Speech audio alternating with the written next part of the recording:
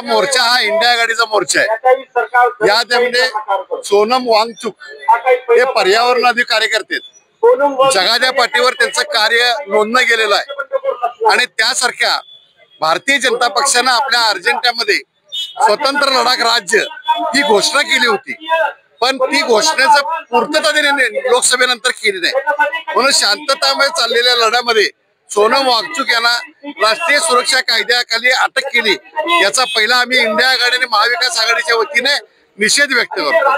त्याचबरोबर वांगचुक यांची सुटका करावी आणि या देशाईमध्ये हुकुमशाही जी आणू पाहत आहेत नरेंद्र मोदी याला आमचा पूर्णपणे विरोध आहे।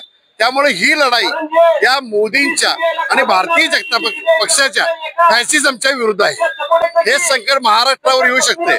महाराष्ट्रामध्ये जे जनसुरक्षा विधेयक पास केलं आहे हे विधेयक आता ज्या पद्धतीने भाषण सुरू आहे, भाषणावर बंदी, व्यक्ती स्वातंत्र्यावर बंदी, अभिव्यक्ती स्वातंत्र्यावर बंदी, म्हणजे देशाला स्वातंत्र्यानंतर परत पारतंत्र्यात घालायचं काम हे भारतीय जनता पक्ष करत आहे। भारतीय जनता पक्षाचा अजेंडा असा आहे की अध्यक्षीय पद्धत आणायची, या देशाची लोकशाही संपवायची आणि संविधानाचा मोठा झटका लोकसभेला पडल्यामुळे ते हळूहळू कायदा करतात। या सगळ्या कायद्याला सर्व नागरिकांनी एकत्र येऊन त्याला विरोध केला पाहिजे।